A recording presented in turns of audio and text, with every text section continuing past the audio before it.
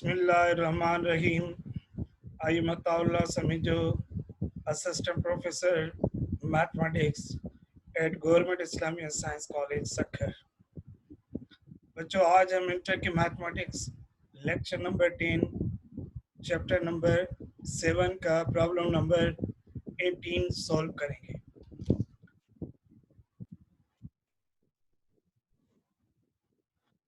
बच्चों, question number 18 में हमें कह रहा है find the equation of circle containing the points -1, -1 and 3, 1 and center on the line x minus y plus 10 equals 0।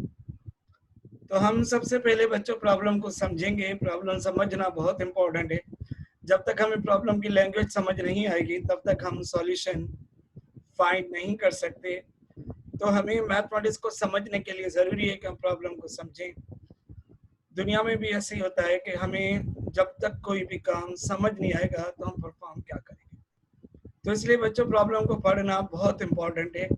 तो मोस्टली बच्चे क्या करते हैं, अपनी प्रॉब्लम की प्रैक्टिस करते हैं और वो हमेशा सॉल्यूशन की प्रैक्टिस करते करते मगर उनको नहीं पता होता है कि हम जिस चीज़ की प्रैक्टिस करते हैं पेपर के अंदर वो भूल जाते हैं कि उसका प्रॉब्लम क्या था।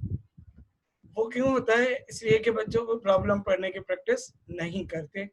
तो हम सबसे पहले प्रॉब्लम पे भी उतना फोकस करेंगे जितना सॉल्यूशन पे करें।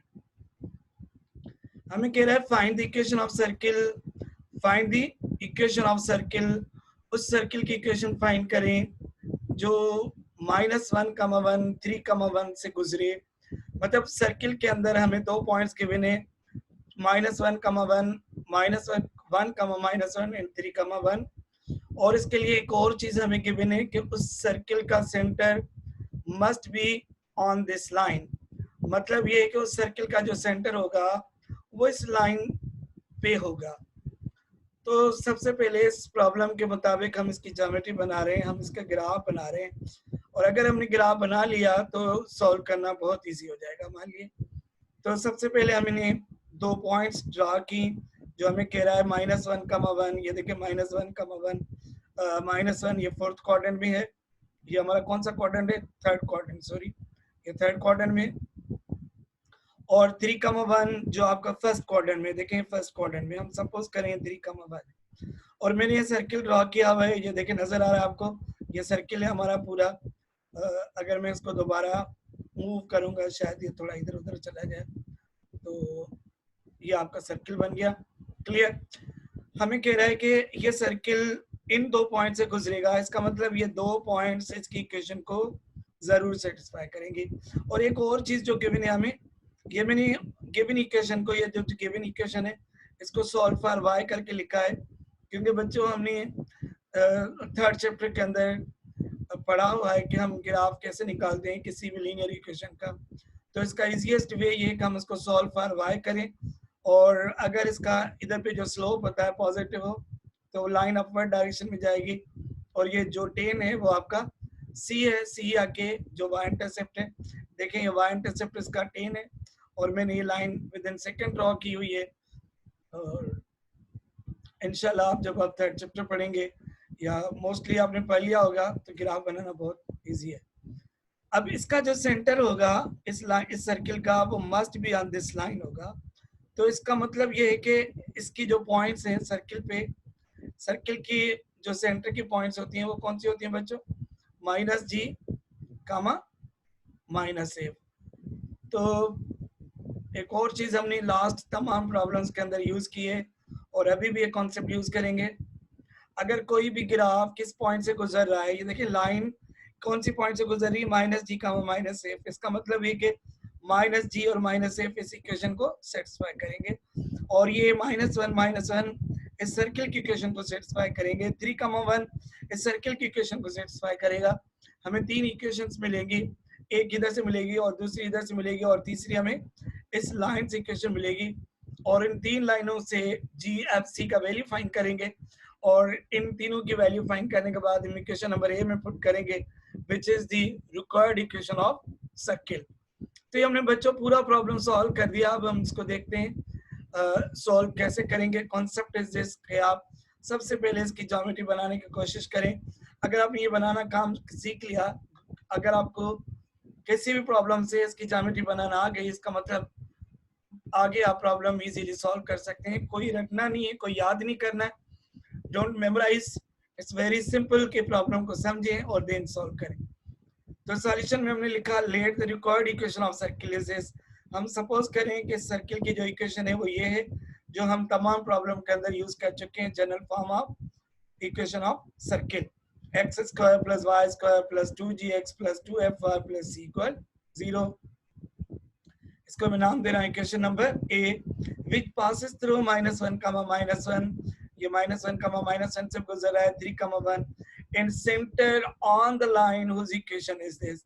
और जो सर्किल का सेंटर है वो इस लाइन पर लाई कर रहा है जो हमने लिखी है। तो तमाम प्रॉब्लम को सेम वे से हल किया मैंने। तो लास्ट टाइम भी पहले मतलब जितने प्रॉब्लम हल किए मैंने सेम कॉन्सेप्ट यूज किया है। By putting the value of x equal to -1 and y is equal to -1 into equation number a, we get this, x के पे -1 पुट किया हुआ है, y की जगह पे -1 पुट किया हुआ है। अगर आप इसको देखें और पूरी x और y की जगह पे वैल्यू पुट किया हुआ, ये x है और ये y है प्लस c, -1 का स्क्वायर 1 होगा, -1 का स्क्वायर 1 होगा, 1 + 1 2 होगा, 2 1s plus into minus minus 2 into g 2g plus into minus minus 2 into f 2f plus c equal 0। इसका इक्वेशन नंबर 1 नाम दे रहे हैं। अगेन देखें बच्चों 3, 1 also lies on this circle. तो x के पे 3 पुट करेंगे, y की जगह पे 1 पुट करेंगे इनटू इक्वेशन नंबर ए।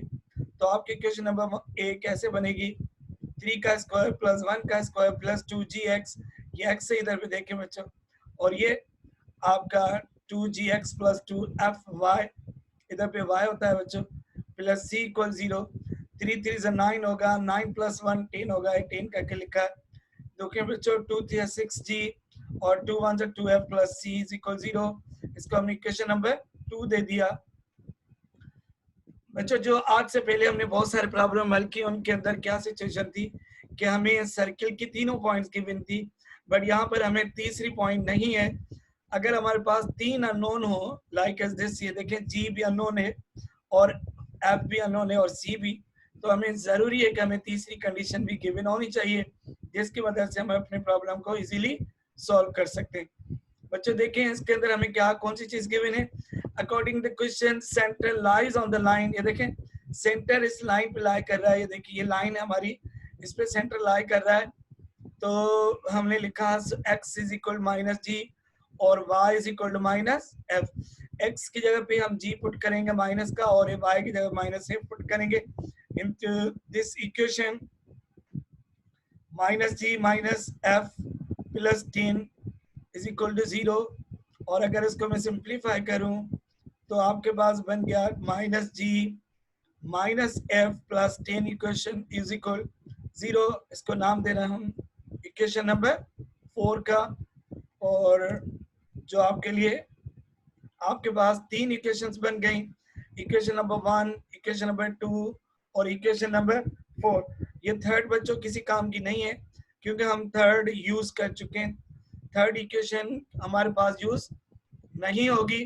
तो इसको मैं आपके लिए टेम्पररी हटा देता हूं ताकि आप इसको दोबारा यूज ना करें क्योंकि ये यूज हो चुकी है।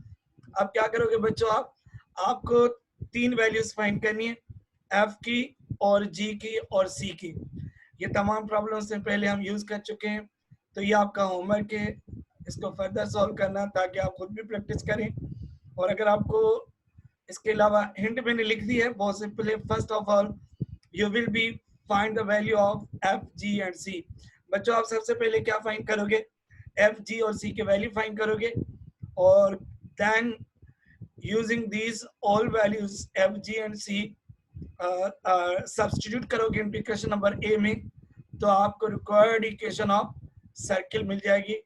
Thank you very much. उसके बावजूद भी बच्चों अगर आपको कोई डिफिकल्टी हो तो आप मुझे कमेंट्स में जो डिफिकल्टी हो आप मुझे ज़रूर बताएं ताकि मुझे पता चले कि आपको किस जगह पे कौन से स्टेप में आपको डिफिकल्टी आ रही है। इंशाल्लाह अगर आप प्रैक्टिस करेंगे तो आपको डिफिकल्टी नहीं आएगी। Hope thank you very much, thanks again, thank you very much, thanks a lot. अल्लाह हाफिज, टेक केयर,